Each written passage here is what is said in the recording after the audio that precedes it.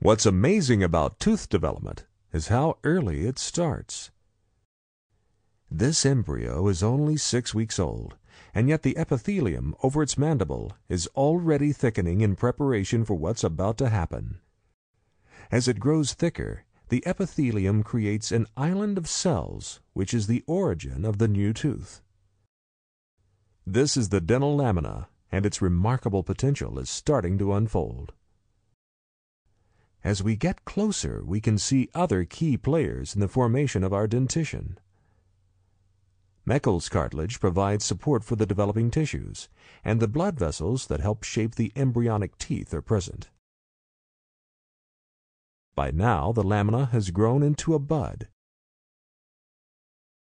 The epithelial cells haven't changed much, but as the bud grows, it starts to bend into a dome in response to pressure from the blood vessels, and the mesenchymal cells underneath condense.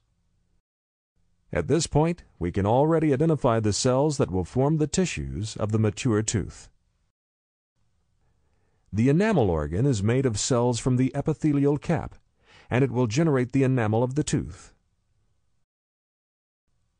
The condensed mesenchymal cells will form the dentin and the pulp, and they are called the dental papilla. The dental follicle will develop from the remaining condensed mesenchyme. And all of these cells together are known as the tooth germ. So far, we've seen the bud and cap stage of tooth development. The third, and most dramatic, is the bell stage. As the tooth germ begins to grow, the cells differentiate. The stellate reticulum is now obvious. Made up of star-shaped cells pushed apart by fluid pressure, it separates the inner and outer enamel epithelium. Just visible is a flattened area of cells called the stratum intermedium. We can also see the juncture where the inner and outer enamel epithelium meet. This cervical loop is important in tooth formation, as we'll discover soon. By the time the tooth bud pinches off from the dental lamina at the end of the bell stage, the inner enamel epithelium has folded to form the shape of the future crown. With a scaffold to work on, the masons of the tooth world go to work.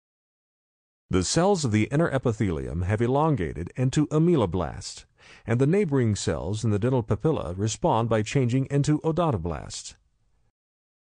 Now they move toward the center of the papilla, leaving a thin tube of cytoplasm and a layer of dentin. And now, the ameloblasts start to move, leaving behind the hardest tissue of all, enamel.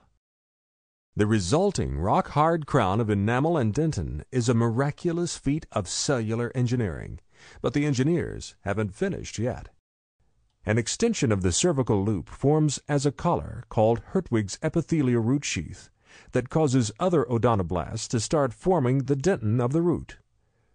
At the same time, the whole tooth starts to move like a biological rocket taking off, and a perfectly formed deciduous incisor is delivered into the oral cavity. Its new owner, of course, is delighted.